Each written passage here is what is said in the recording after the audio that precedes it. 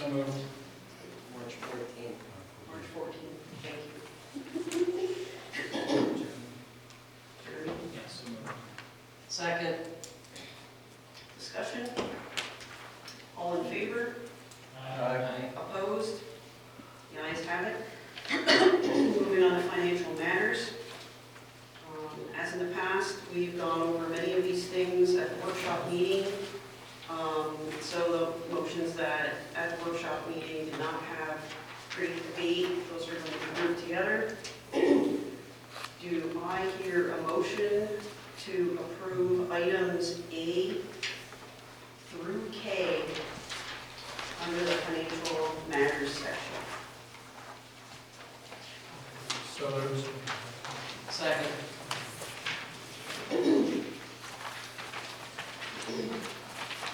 And do you want to give it an answer to Mr. David Krause's question about the vector solution? We discussed it in the previous workshop meeting. Do you want me to? Yes. Okay. I'm sorry, I can answer that for you. So the situation with the vector solutions is we were usually going through the IU to provide that program. The IU has contacted us to let us know that they're going to be dissolving that. So since that isn't going to be an option for us anymore, they have actually worked with Vector to create a consortium for us to be a part of at a discounted rate, since everybody's kind of shifting over at the same time with that. Vector Solutions is an approved PDE vendor for our mandated, Pennsylvania mandated trainings. You can see that on the PDE website. You're welcome. Any other questions, thoughts on this from the board? I have a question on the LTRIC budget, just that I've never seen something written where you can exceed your budgeted expenditures as long as your revenues match that amount. Is that commonplace to write into something like this? I mean, the budget's supposed to be a budget, so I don't know why we're granting the ability to spend more money then. I wasn't sure about that. Mr. President, I don't know if you want to comment on their specific budget. I don't know if this would apply to that, but the budget fluctuates based on the number of students that are there, right? So if that changes, it would go up, the cost would go up or down. Okay. So I think they operate on a budget just as you do. Sure. But that makes sense, I guess. Yeah. You based on students, if the students go up, the revenues will go up, the expenditures will go up. Right. Thank you. Other questions? On B, my question is on the school police grant. It's not that I don't want to trouble, but that could work. Is there another way to look at not having a police officer here versus a security or a resource officer that does not have the arresting power? He needs to put his light on. Okay. No, it's to the board in general. I think it's a good discussion. I mean, perhaps we should do some looking into it and discuss it at the next workshop. I mean, it's a departure. Well, police officer has arresting power, so if your child makes a mistake, because they're young and, I was young and dumb, and, back in our day, it wasn't cameras, that's why these kids are in trouble today. If someone does something wrong in school, and it's, a complete out of the realm that they did that, and the police officer is there to arrest them, it affects their life. That's my concern. If we have a security guard to protect our children from a shooter, that's great. But if they're arrested, they're not necessarily charged. Well, They're not necessarily convicted, so it may not necessarily stay on the record. but it could. And they're not necessarily arrested unless it rises. I would hope they would not be arrested if it did rise to that with evidence and those types of things. I hope it's just not arrested because. So Wally, when we first hired police officers at that same time, Gil Pollock and I had gone to PSBA to their yearly conference, and they had a talk there that said that police officers were actually not one of the best ways to assure safety within students or within the student body. They had other suggestions, which were more kind of organizational types of things.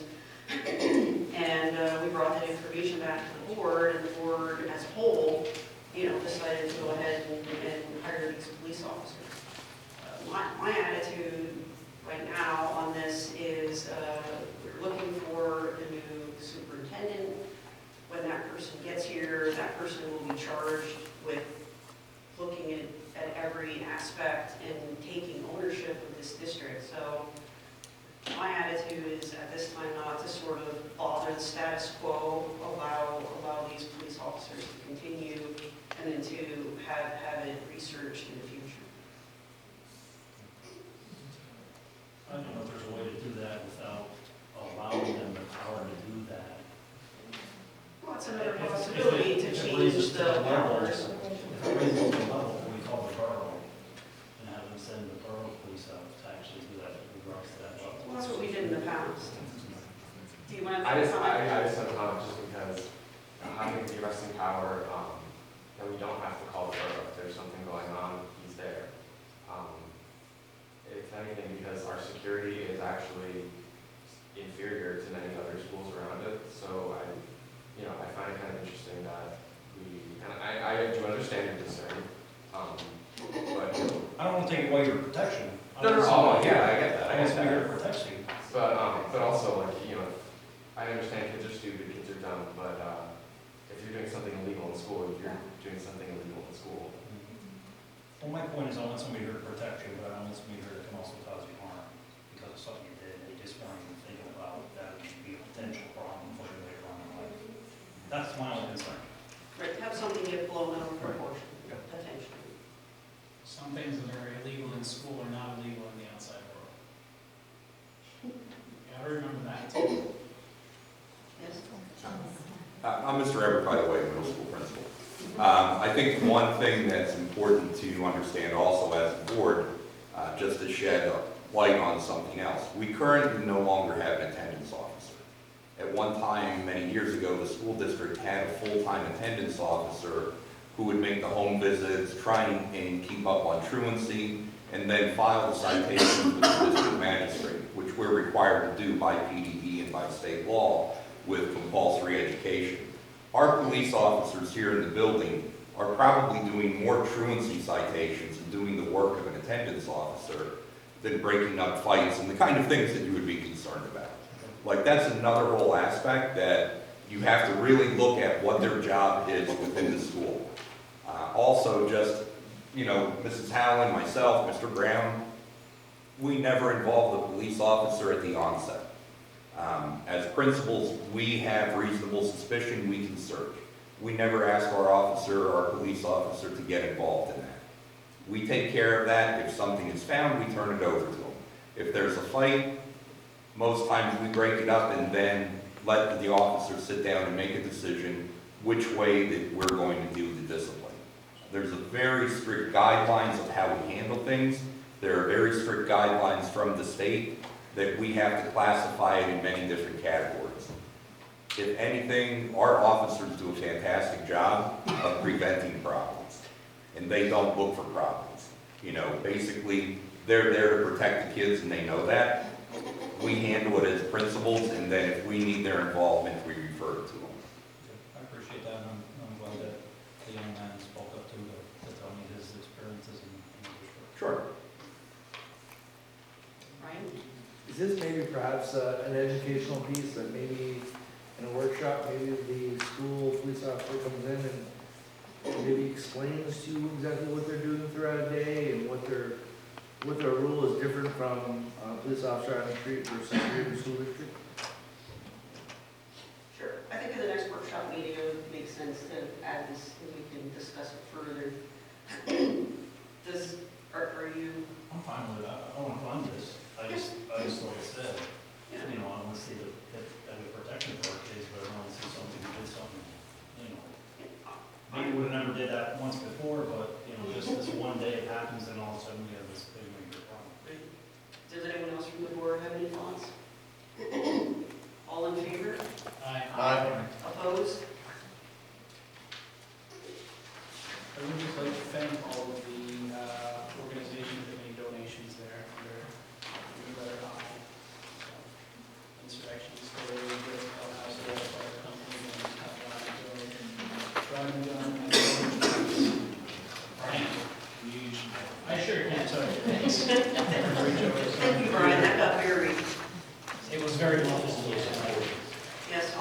find the list, I think it's worth doing. Thank you. We received donations from Insurrection Distillery, Griff's Ale House and Grill, Lehigh Fire Company No. 1, Bowmanstown Rod and Gun Club, Small Games of Chance. Where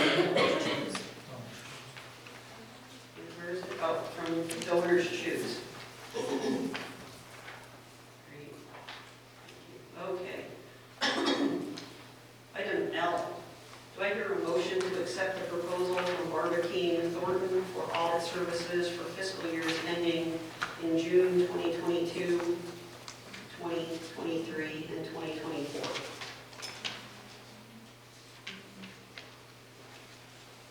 So moved. Second.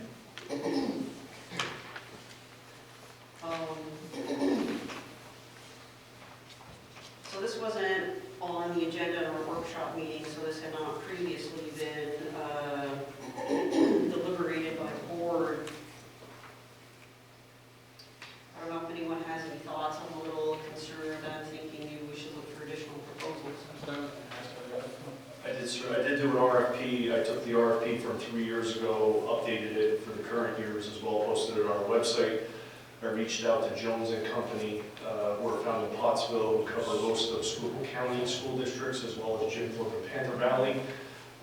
They were initially very interested, but then the day before the proposal, gave me a very reluctant call and withdrew any interest in submitting a proposal to Lehigh County School District.